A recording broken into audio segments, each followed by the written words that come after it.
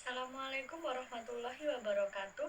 Di sini kami akan mempresentasikan mengenai liabilitas jangka pendek dan penggajian. Dengan anggota kelompok yang pertama, Dipti Istika Yuniawati dengan NPM 2023010004, yang kedua Anisatul Hiftiah dengan NPM 2023010026, yang ketiga Clarissa Husnul Faulia dengan NPM 2023010041, yang keempat Amalia Bakti dengan NPM 2023010024. Selanjutnya, kami akan memaparkan materi yang pertama, liabilitas jangka pendek. Yang kedua, gaji dan pajak penghasilan. Yang ketiga, sistem akuntansi untuk penggajian dan pajak penghasilan. Yang keempat, tunjangan tambahan bagi karyawan. Yang kelima, liabilitas diestimasi dan liabilitas kontingensi. Yang terakhir, analisis dan interpretasi keuangan rasio cepat. Selanjutnya saya akan menjelaskan mengenai liabilitas jangka pendek.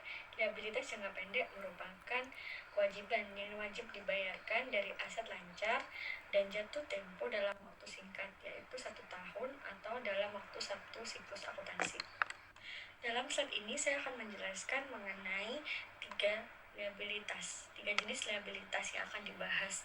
Yang pertama yaitu utang usaha, yang kedua utang jangka panjang yang segera jatuh tempo, dan yang ketiga wesel bayar jangka pendek. Utang usaha merupakan pembelian yang dilakukan secara kredit, pembelian barang dagang maupun perlengkapan. Bagi kebanyakan perusahaan, utang usaha merupakan liabilitas jangka pendek yang terbesar. Selanjutnya saya akan menjelaskan mengenai bagian utang jangka panjang yang segera jatuh tempo. Liabilitas jangka panjang sendiri seringkali dibayarkan dalam pembayaran periodik yang disebut angsuran atau cicilan. Angsuran liabilitas jangka panjang yang akan jatuh tempo dalam waktu 1 tahun mendatang setelah tanggal neraca harus diklasifikasikan sebagai liabilitas jangka pendek. Total jumlah angsuran yang jatuh tempo setelahnya akan diklasifikasikan sebagai liabilitas jangka panjang. Selanjutnya saya akan menjelaskan mengenai wesel bayar jangka pendek. Wesel bayar dapat diterbitkan untuk membeli barang dagangan atau aset lainnya. Wesel tersebut juga dapat diterbitkan untuk kreditor guna melunasi utang usaha si penerbit wesel untuk sementara waktu. Setiap transaksi wesel bayar sangat mempengaruhi peminjam dan kreditor. Wesel bayar sendiri juga dapat diterbitkan saat memperoleh pinjaman uang dari bank. Bahasan selanjutnya adalah gaji dan pajak penghasilan. Dalam akuntansi, istilah gaji atau payroll mengacu pada jumlah yang dibayarkan kepada karyawan atas jasa-jasa yang telah disediakan selama periode tertentu. Dalam sebuah perusahaan, biasanya gaji merupakan hal yang penting karena gaji dan pajak penghasilan terkait memiliki pengaruh signifikan terhadap laba neto bagi kebanyakan perusahaan. Kemudian pembayaran gaji bergantung pada berbagai peraturan pemerintah pusat dan lokal. Kemudian karyawan sensitif terhadap kesalahan dan ketidakteraturan dalam hal pembayaran gaji. Kemudian di sini terdapat dua perbedaan antara gaji dan upah, di mana gaji itu biasanya mengacu pada pembayaran untuk tenaga kerja, bagian manajerial dan administrasi, sedangkan upah itu biasanya mengacu pada pembayaran tenaga kerja buruh pabrik baik yang memiliki keahlian ataupun tidak. Kemudian yang kedua, biasanya itu besaran gaji dinyatakan dalam 1 bulan atau 1 tahun. Nah, sedangkan upah itu dinyatakan dalam basis per jam atau per minggu.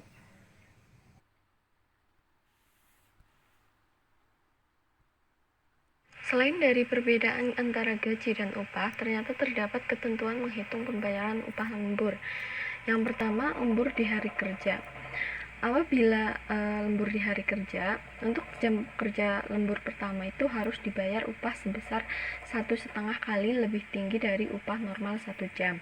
Kemudian untuk setiap jam kerja lembur berikutnya harus dibayar 2 kali lebih tinggi dari upah normal 1 jam. Yang kedua adalah lembur pada hari istirahat mingguan. Istirahat mingguan maksudnya di sini mungkin yang perusahaan dengan 5 hari kerja di Sabtu dan Minggu libur. Itu untuk 8 jam pertama dibayar 2 kali upah per jam dan meningkat secara progresif. Untuk jam ke-9 dibayar 3 kali lipat, 3 kali upah per jam, dan jam ke-10 dibayar 4 kali upah per jam. Kemudian terdapat rumus perhitungan upah per jam, yaitu 1/173 dikali upah bulanan. Di sini terdapat contoh perhitungan penghasilan kerja lembur karyawan. Diasumsikan Bapak Juna Mulyadi adalah seorang tenaga penjual PT Mega Selatan. Upah per bulan Bapak Juna Mulyadi mencangkup tunjangan tetap sebesar 3 juta.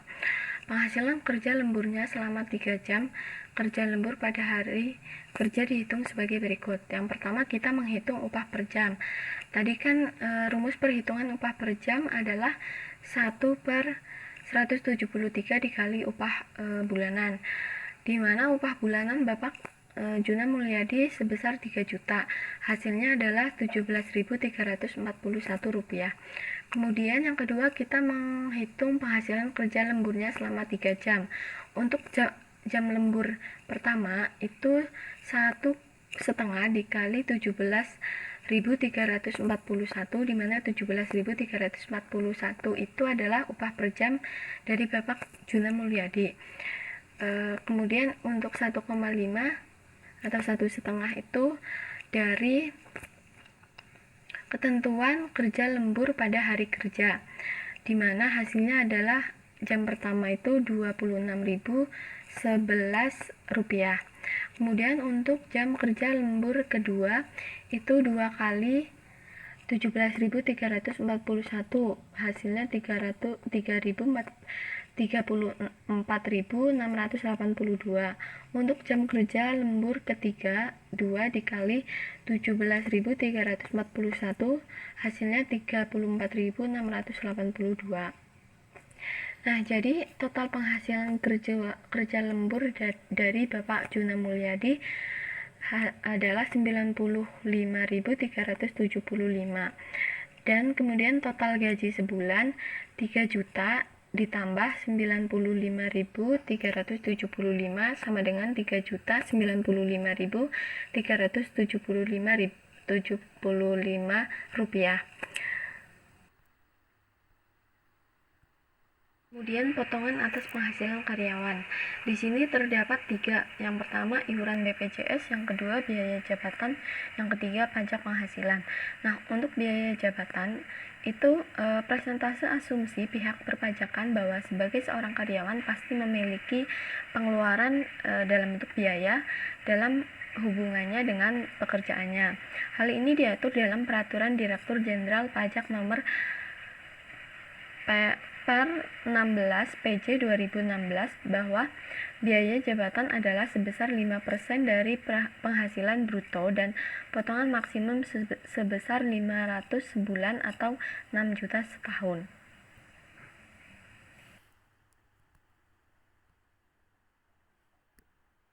Nah, untuk pajak penghasilan sendiri di Indonesia itu diatur dalam Pajak Penghasilan Pasal 21 atau PPh 21 yang membahas secara detail tentang tarif, ketentuan, dan perhitungan pajak penghasilan. Di situ terdapat contoh formulir pajak penghasilan di Indonesia. Kemudian ada juga tarif wajib pajak di Indonesia, di mana itu bersifat pribadi yang mempunyai NPWP maupun tidak mempunyai NPWP. Kemudian untuk menghitung penghasilan neto karyawan itu dihitung dari penghasilan bruto dikurangi dengan potongan gaji sama dengan penghasilan neto itu sendiri. Saja ke contoh soal perhitungan neto karyawan dan pajak penghasilan. Sebagai contoh di situ Arif Hendrawan adalah karyawan PT Maju Kreatif Persada. Dia memperoleh gaji per bulan sebesar 20 juta. Pada Mei 2017 dia menerima tunjangan hari raya sebesar 1 bulan gaji. Dia juga menerima bonus sebesar 2 bulan gaji pada Desember 2017. Dia didaftarkan asuransi jiwa oleh PT Maju Kreatif Persada, di mana perusahaan membayar premi sebesar 2 juta per tahun. Selain itu, dia juga membayar iuran BPJS sebesar 3% dari gaji brutonya. Informasi tambahan, dia menikah dengan memiliki 3 orang anak, kemudian istrinya tidak bekerja, dan Arif Hendrawan memiliki nomor pokok wajib pajak atau NPWP. Di situ terdapat tabel perhitungan pajak Arif Hendrawan. Yang pertama itu adalah penghasilan, di mana terdapat gaji tahunan 12 bulan dikali 20 juta. Kemudian ada tunjangan hari raya sebesar gaji 1 bulan. Kemudian ada bonus sebesar gaji 2 bulan, kemudian ada premi asuransi jiwa dibayarkan oleh pemberi kerja, dijumlahkan akan menghasilkan penghasilan bruto per tahun. Kemudian ada pengurangan, di situ terdapat biaya jabatan sebesar 5% dari penghasilan bruto atau maksimum 6 juta. Kemudian ada iuran BPJS, kemudian dijumlahkan dengan penghasilan bruto per tahun akan menghasilkan neto per tahun. Kemudian ada penghasilan tidak kena pajak. Di situ ada untuk wajib pajak pribadi, untuk wajib pajak kawin, dan untuk 3 orang tanggungan.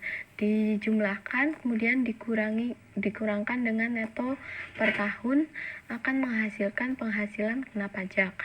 Kemudian untuk utang pajak 5% dan 15% itu berasal dari ketentuan tarif pajak di Indonesia, di mana tabelnya sudah saya tayangkan di slide sebelumnya.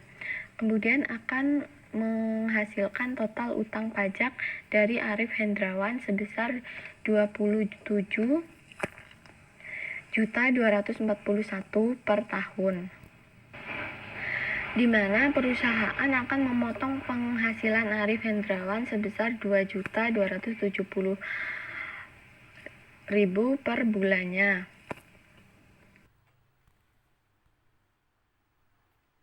Kemudian liabilitas perusahaan terkait dengan penggajian. Perusahaan adalah subjek terkait dengan penggajian berikut atas sejumlah dana yang dibayarkan karyawannya. Yang pertama itu ada iuran BPJS Jaminan Sosial Ketenagakerjaan atau BPJS Tenaga Kerja, di mana pemberi kerja harus menyesuaikan iuran karyawan berdasarkan peraturan BPJS. Kemudian yang kedua, iuran jaminan kesehatan BPJS atau BPJS Kesehatan. Pemberi pekerja harus menyesuaikan iuran karyawan berdasarkan peraturan BPJS.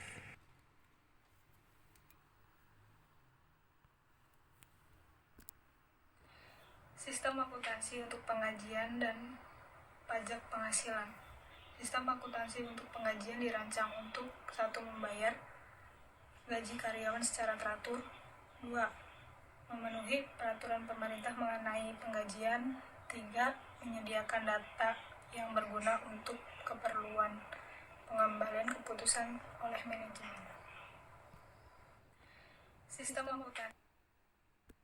Selanjutnya, register gaji.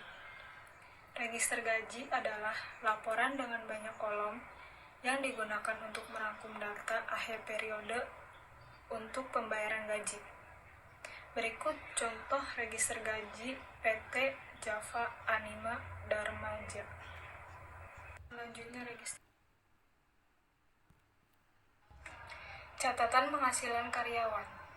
Jumlah penghasilan karyawan setiap akhir periode harus ada, karena untuk menghitung iuran, jaminan hari tua, dan pensiunan, setiap perusahaan wajib memiliki atas gaji karyawan dan memiliki perincian. Selanjutnya, cek gaji. Perusahaan akan membayar gaji karyawan yang bekerja dengan penuh waktu dan akan menerbitkan cek gaji. Cek gaji akan disertai dengan laporan penghitungan gaji neto. Sistem penggajian komputerisasi dibagi menjadi 2. Yang pertama, sistem penggajian input atau masukan. Satu, konstanta. Data yang tidak dapat diubah setiap periodenya. Contoh, nama karyawan, status, gaji, tarif pajak. Kedua, variabel atau data yang dapat diubah-ubah setiap periodenya. Contoh, jam kerja, hari kerja, dan total potongan. Yang kedua, sistem penggajian komputerisasi output atau pengeluaran. 1. Cek gaji. 2. Transfer dana elektronik. 3. Catatan perpajakan. Pengendalian internal untuk sistem penggajian dibagi menjadi 5, yaitu 1. Pengangkatan dan pemberhentian karyawan dengan benar dan disetujui secara tertulis. 2. Penting untuk mengesahkan dan menyetujui secara tertulis bahwa penambahan, pemotongan, dan perubahan besar gaji. 3. Karyawan diawasi saat datang untuk bekerja karena untuk mencatat kehadirannya. 4. Cek gaji harus dibagi pihak selain pengawas karyawan. 5. Akun bank khusus penggajian harus digunakan.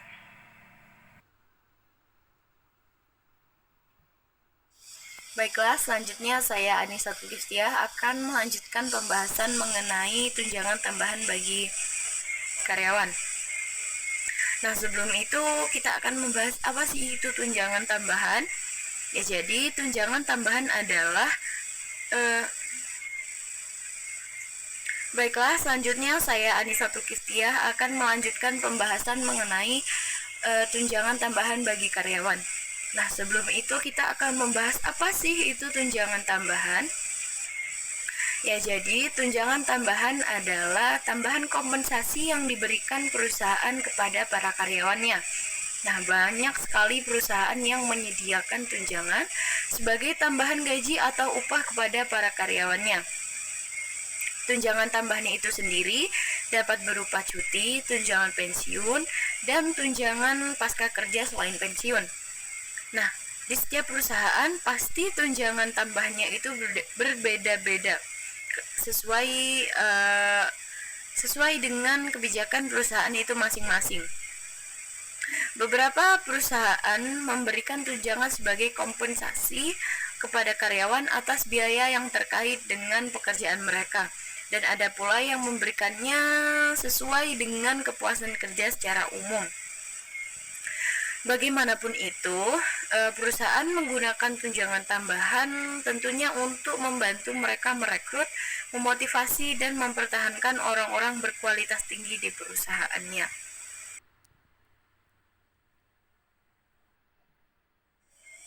Nah, yang pertama kita akan membahas cuti berbayar. Cuti berbayar adalah cuti di mana perusahaan masih memberikan gaji atau upah kepada karyawan meskipun mereka sedang melakukan cuti ataupun sedang tidak bekerja. Nah, terdapat beberapa jenis cuti yang umum dijadikan kebijakan oleh perusahaan dan memang sudah teratur dalam undang-undang, yaitu yang pertama adalah cuti sakit. Nah, jenis cuti ini paling umum diberikan pada karyawan agar mereka dapat menggunakan cutinya di saat mereka sakit. Biasanya, cuti ini diajukan menggunakan surat keterangan dari dokter maupun dari rumah sakit. Yang kedua adalah cuti liburan. Nah, cuti liburan ini merupakan sejumlah hari yang diberikan kepada karyawan agar mereka dapat menggunakan waktu itu untuk liburan, untuk refreshing. Nah, namun jika karyawan ingin mengajukan cuti ini lebih lama, mereka dapat menginformasikan terlebih dahulu kepada divisinya masing-masing. Nah, yang ketiga adalah cuti duka, yaitu di mana cuti ini diberikan kepada karyawan untuk digunakan selama masa-masa berduka seperti kematian orang-orang yang terdekat. Dan yang terakhir adalah cuti hamil. Cuti hamil ini diberikan kepada seorang wanita yang akan melahirkan. Biasanya perusahaan memberikan jatah waktu 3 bulan dengan pembagian yang telah ditentukan oleh karyawan itu sendiri. Berikut ini merupakan salah satu contoh dari cuti berbayar, yaitu sebagai ilustrasi, diasumsikan para karyawan mendapatkan cuti 1 hari setiap bulan bekerja. Nah, diasumsikan pula estimasi cuti berbayar untuk periode penggajian yang berakhir pada tanggal 31 Desember sebesar 325 juta. Nah, ayat jurnal untuk mencatatnya adalah, yaitu pada tanggal 31 Desember dicatat beban cuti berbayar di sebelah debit sebesar 325 juta dan utang cuti berbayar sebesar 325 juta di sebelah kredit.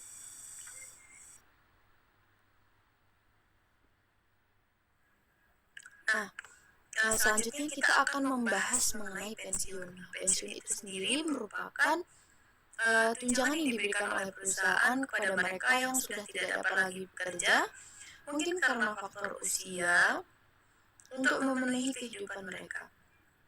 Nah, hak untuk mendapatkan uang pensiun ini diperoleh karyawan selama masa mereka bekerja. Nah, selanjutnya kita akan membahas mengenai pensiun. Pensiun itu sendiri merupakan tunjangan yang diberikan oleh perusahaan kepada mereka yang sudah tidak dapat lagi bekerja, mungkin karena faktor usia, untuk memenuhi kehidupan mereka. Nah, hak untuk mendapatkan uang pensiun ini diperoleh karyawan selama masa mereka bekerja. Ada 2 tipe dasar program pensiun, yaitu yang pertama adalah program dengan iuran pasti dan yang kedua adalah program dengan manfaat pasti. Baiklah, yang pertama kita akan membahas program pensiun dengan iuran pasti. Nah, pada program ini perusahaan menginvestasikan iuran atas nama karyawan selama masa kerjanya. Nah, biasanya juga karyawan dan perusahaan melakukan pembayaran iuran itu masing-masing. Salah satu program pensiun dengan iuran pasti yang paling terkenal adalah program 401k. Dalam program ini, karyawan menginvestasikan sebagian dari gaji bruto mereka ke investasi tertentu seperti reksadana. Nah, dari program investasi 401k ini tadi terdapat 2 keuntungan bagi karyawan, yaitu yang pertama, mereka mendapat kontribusi karyawan yang dipotong sebelum pajak. Yang kedua adalah kontribusi dan penghasilan terkait tidak dipotong pajak selama kontribusi diambil pada saat pensiun atau berhenti bekerja. Nah, selanjutnya kita akan membahas mengenai program pensiun dengan manfaat pasti. Nah, pada program ini, tunjangan pensiun dibayarkan oleh pihak perusahaan dan ditetapkan oleh beberapa faktor seperti masa kerja karyawan, umur dan gaji karyawan sebelumnya. Dalam program dengan manfaat pasti ini, perusahaan diwajibkan untuk membayar uang pensiun tahunan para karyawannya. Berbeda dengan program pensiun dengan iuran pasti yang sudah dijelaskan tadi, bahwa perusahaan menginvestasikan iuran atas nama mereka dan masa karyawan itu bekerja. Dan pembayaran iurannya itu bersistem masing-masing. Jadi pihak karyawan dan pihak perusahaan membayarkan iurannya masing-masing. Nah, akibatnya banyak perusahaan yang mengganti program pensiun manfaat pasti ini dengan program iuran pasti karena dinilai program pensiun dengan manfaat pasti kurang efektif dalam pengerjaannya, dalam proses pengolahannya. Selanjutnya kita akan bahas mengenai tunjangan pasca kerja selain pensiun. Nah, dalam hal ini karyawan bisa memperoleh hak atau imbalan pasca kerja dari perusahaan lainnya seperti perawatan gigi, perawatan mata, perawatan kesehatan, asuransi jiwa, bantuan uang untuk kuliah, pelayanan pajak dan pelayanan hukum. Akuntansi untuk tunjangan pasca kerja ini mirip dengan program dana pensiun dengan manfaat pasti, di mana tunjangan yang diberikan itu dibayarkan oleh perusahaan. liabilitas jangka pendek pada laporan posisi keuangan. Dalam laporan posisi keuangan, utang usaha, bagian lancar dari liabilitas jangka panjang, wesel bayar, dan utang lainnya yang jatuh tempo dalam 1 tahun akan dilaporkan sebagai liabilitas jangka pendek. Mengapa? Karena suatu liabilitas dapat diklasifikasikan sebagai liabilitas jangka pendek jika diperkirakan akan diselesaikan atau dilunasi dalam waktu kurun dari 12 bulan dari tanggal laporan posisi keuangan tersebut.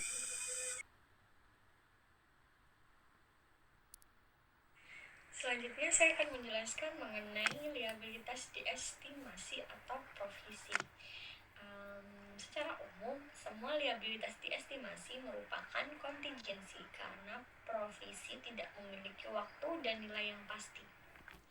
Liabilitas diestimasi tersebut dapat dibedakan dari liabilitas lain seperti utang dagang dan aktual. Karena pada liabilitas diestimasi terdapat ketidakpastian mengenai waktu atau jumlah yang harus dikeluarkan pada masa datang untuk menyelesaikan liabilitas diestimasi tersebut. Liabilitas diestimasi harus diakui apabila ketiga kondisi berikut dipenuhi. Yang pertama yaitu perusahaan memiliki liabilitas ini atau baik bersifat hukum maupun bersifat konstruktif sebagai akibat peristiwa masa lalu. Yang kedua yaitu besar kemungkinan atau probable penyelesaian liabilitas tersebut mengakibatkan arus keluar sumber daya. Yang ketiga, estimasi yang andal mengenai jumlah liabilitas tersebut dapat dibuat.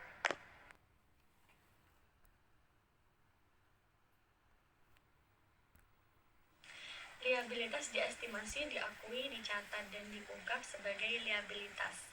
Liabilitas ini dicatat dengan mendebitkan beban dan mengkreditkan liabilitas. Sebagai contoh, diasumsikan selama bulan Juni sebuah perusahaan menjual produk senilai 60 juta dengan garansi perbaikan selama 36 bulan. Biaya perbaikan rata-rata adalah 5% dari harga jual dalam masa. Perkiraan biaya garansi peralatan elektronik merupakan liabilitas diestimasi bagi perusahaan. Ayat jurnal yang diilustrasikan pada jurnal tersebut mencatat beban garansi dalam periode yang sama di mana penjualan dicatat. Dengan demikian, beban garansi sesuai dengan pendapatan terkait atau penjualan.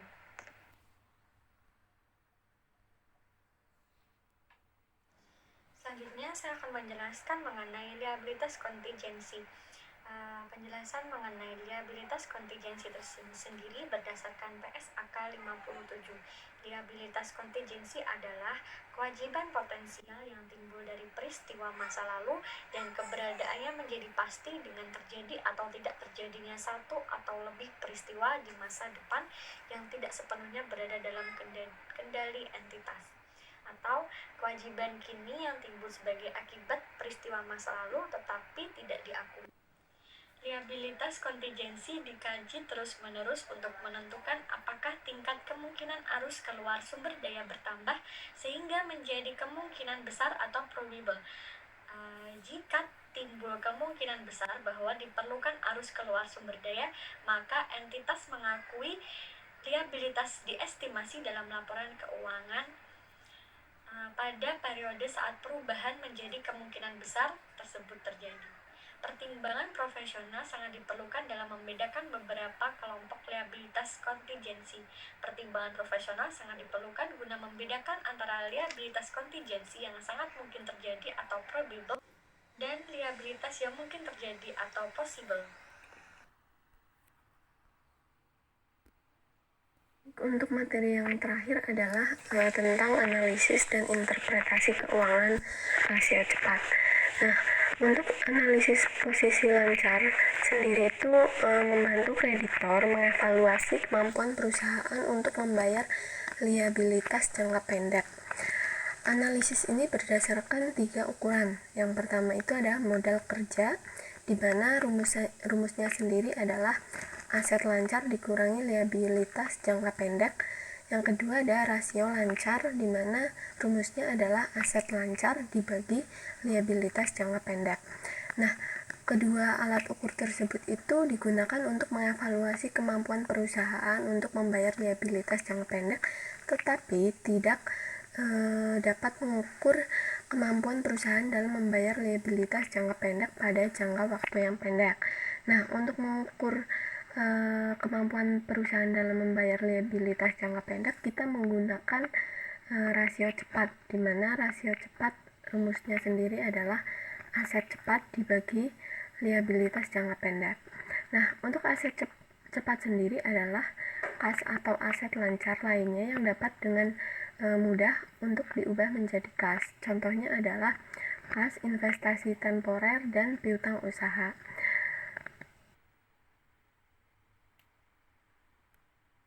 Kemudian di situ disajikan contoh dari data keuangan PT Alfa Teknologi pada akhir tahun 2015.